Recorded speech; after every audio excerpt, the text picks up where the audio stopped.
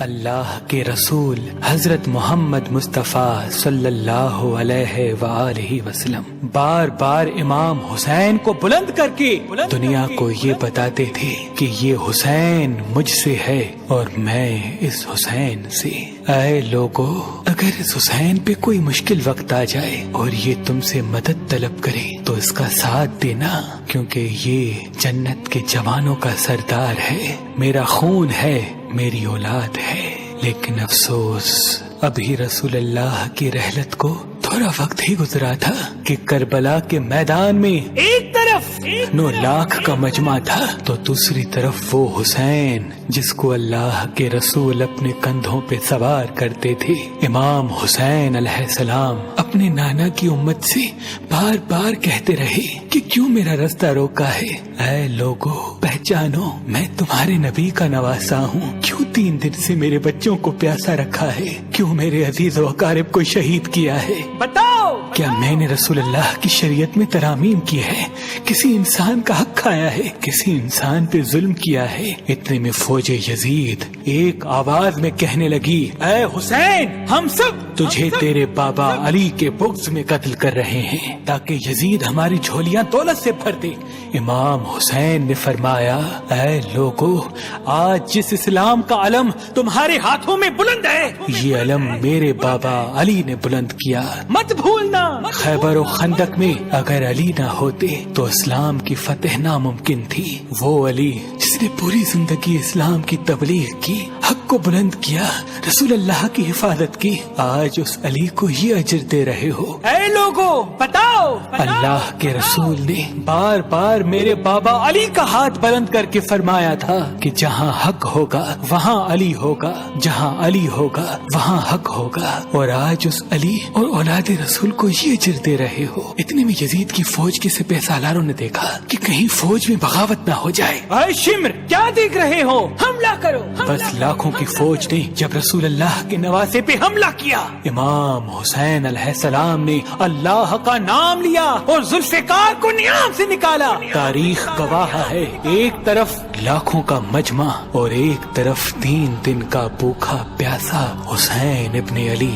زمین پہ اس طرح کی جنگ پہلے کبھی نہیں دیکھی تھی کہ ایک تنہا انسان لاکھوں کے مجمع کو اس طرح سے فنار کر رہا ہے کہ فوج اشکیا واپس پلٹ کے بھاگنے لگی۔ امام حسین فوج یزید سے مخاطب ہو کے فرماتے ہیں، آؤ، 3 دن کے بھوکے کی جنگ دیکھو، 3 دن کے پیاسے کی جنگ دیکھو، رسول کے اس نواسے کی جنگ دیکھو، اس کی جنگ دیکھو جس کا جوان بھائی مارا گیا، جس کے جوان بیٹے کو نظروں کے سامنے قتل کیا گیا، جس نے اپنے ہی ہاتھوں سے اپنے بچے کی قبر بنائی۔ امام حسین شیر کی طرح فوج یزید سے لڑ رہے ہیں۔ اتنے میں آواز غیب آتی ہے، حسین، تیرا اللہ تجھ سے راضی ہوا۔ بس اس صدا کا سننا تھا، امام حسین علیہ السلام نے اپنی ذوالفقار کو تھام لیا۔ اتنی میں عمر بن سعد کہتا ہے، شمر، کیا دیکھ رہے ہو؟ یہ علی کا شیر ہے، اس کو مات دینا ناممکن ہے، جاؤ خیموں کو آگ لگا دو۔ بس کچھ ظالموں نے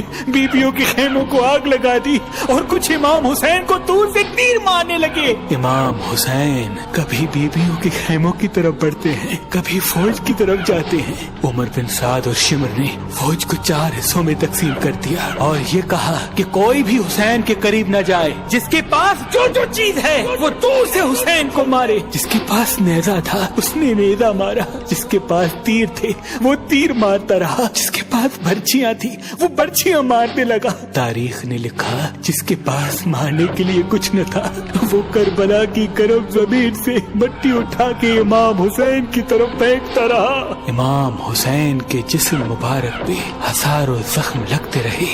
آپ کے جسم مبارک پر اتنی تیر تھے کہ آپ کا جسم مبارک نظر تک نہیں آ رہا تھا۔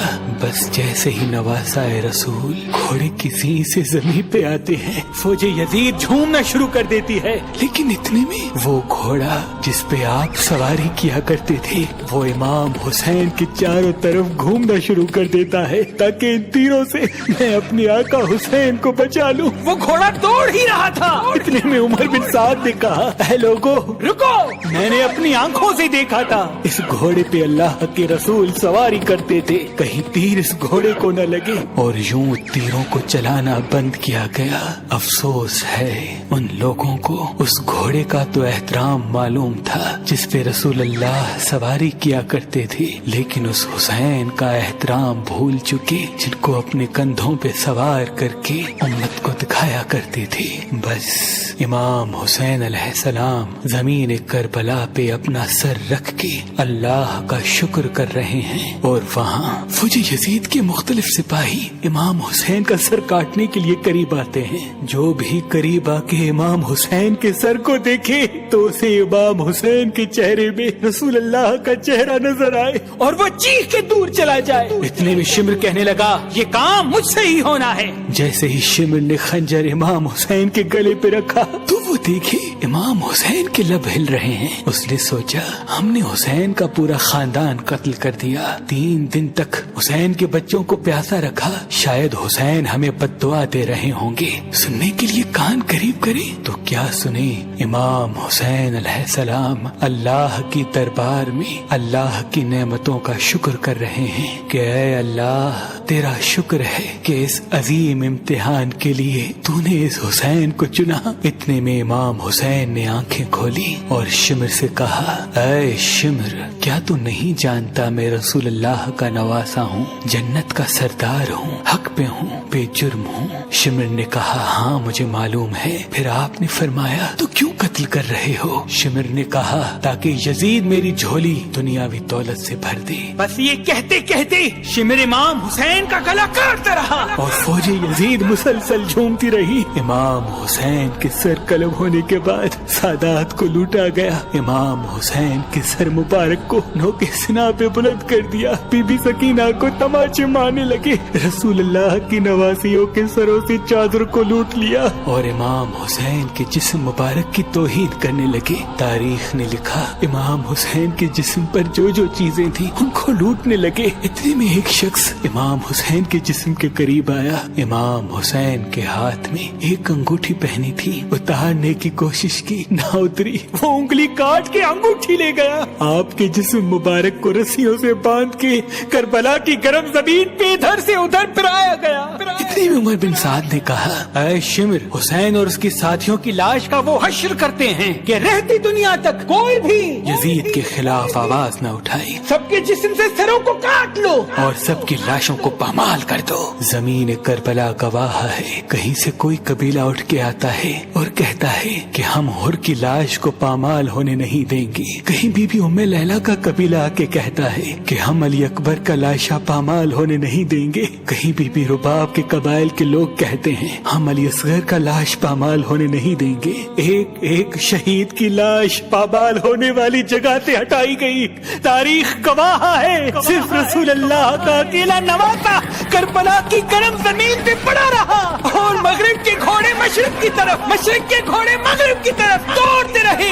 امام حسین کا جسم پامال ہوتا رہا۔ امام جعفر صادق علیہ السلام فرماتے ہیں میرا سلام ہو میرے اس غریب دادا پر جس کی لاش کو اس طرح سے پامال کیا گیا کہ ان کی دائیں پسلیاں بائیں پسلیوں کی طرف چلی گئی اور بائیں پسلیاں دائیں پسلیوں کی طرف چلی گئی، جن کا سینہ اور پشت ایک ساتھ ہو گیا۔ سلام ہو میرے اس بے وطن دادا حسین پر جن کے جسم مبارک کے ٹکڑوں کو زمین کربلا پہ بکھیرا گیا۔ سلام ہو، سلام ہو، سلام ہو۔